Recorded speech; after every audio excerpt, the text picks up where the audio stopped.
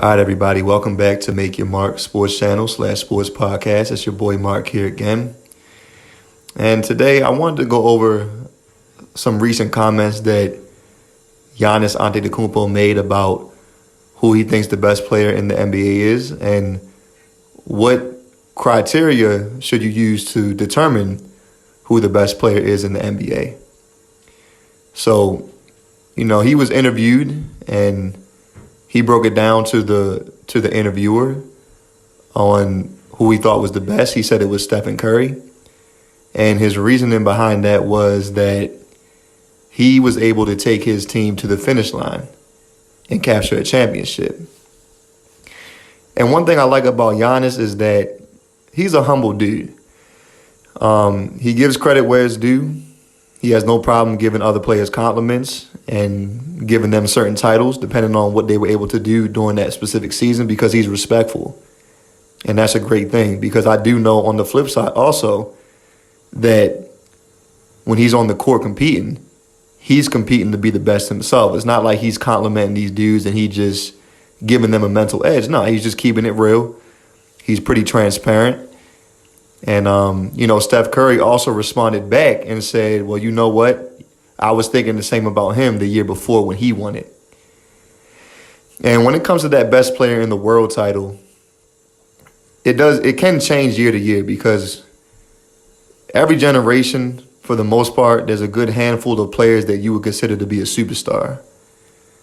In this era, I would say in the 2010s and starting to kind of go into the early 2020s, really, I would say from about 2012 when the old guard of the NBA like Kobe, Dirk got his last championship, the big three Celtics, when they kind of around that time when those teams started to kind of fall off and those players that came into the NBA in the later 90s, I would say the new generation, the new era kind of started in 2012 when LeBron kind of took over the league. And then from that point on until now, for the most part. And in that time frame, in those last 10, 11 years, the real superstars of the NBA have been LeBron James, Kevin Durant, Steph Curry, Kawhi Leonard, and Giannis Antetokounmpo. And to be a superstar in the NBA, it's not about just how you perform during the regular season. Because there's a lot of great regular season players throughout the course of the history of the NBA. But, can you lead your team to a championship? Can you lead your team? Can you be the face of your team, the best player, the leader of your team, and have that result in a championship victory? And if you look from that point on, from 2012 all the way till now, those are the only players that have won finals MVPs. Once again, LeBron, Steph, KD, Kawhi, and Giannis. Those are the true superstars of this era. Now, there's some other players that have been on the bubble.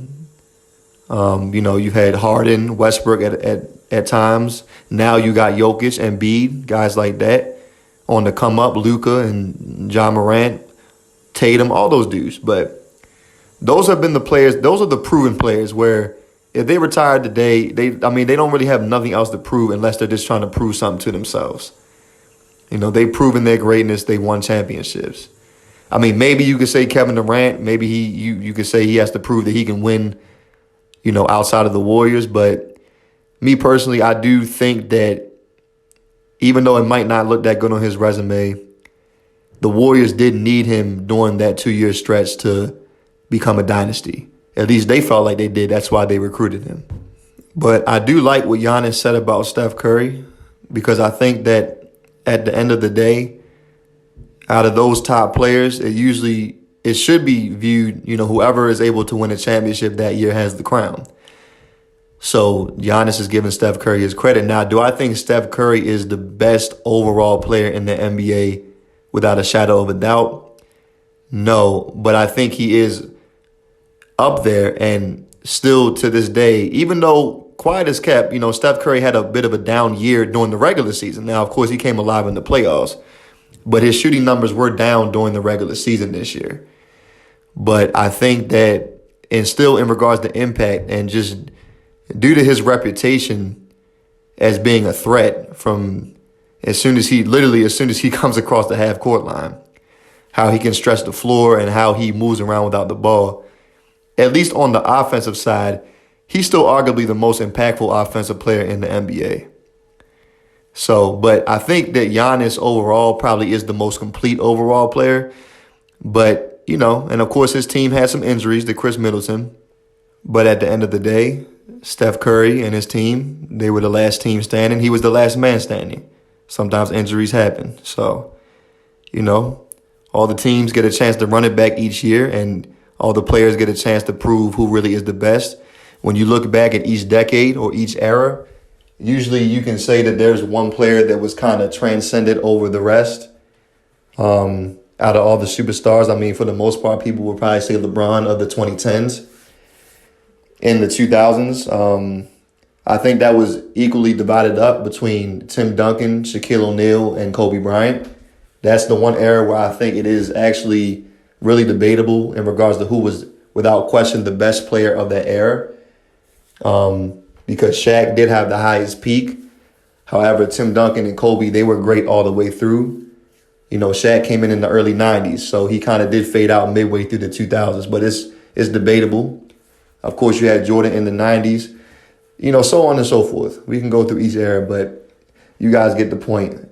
But my point also is that even though there might be one player that kind of defines that era overall, really, honestly, unless you're talking about Jordan in the 90s or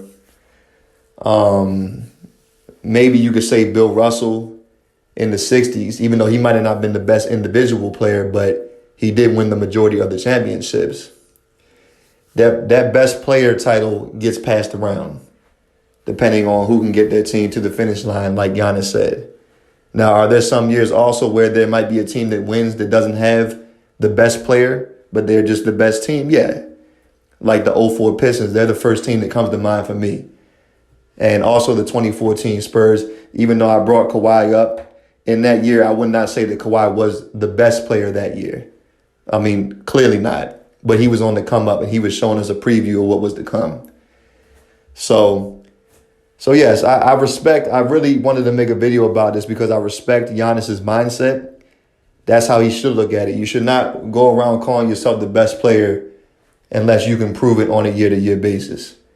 So right now, Steph Curry, he did what he had to do. He captured his 4th championship, and he was dominant even throughout the playoffs, but especially in the finals. He really stood out. That was a great finals MVP performance by Steph Curry. So we'll see what happens this upcoming year.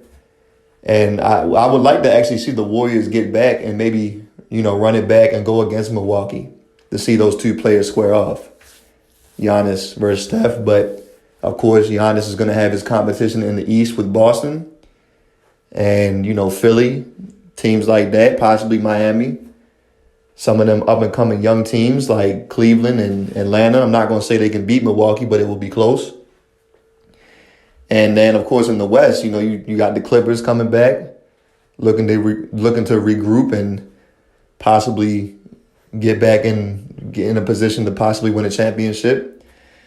Not sure about the Lakers, but we'll see if they can be healthy and have the right chemistry.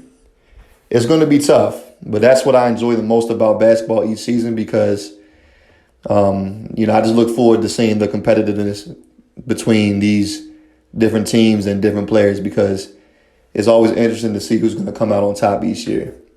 But yeah, I just wanted to make a video about that real quick. Some people may look at that as a weakness by Giannis. I don't.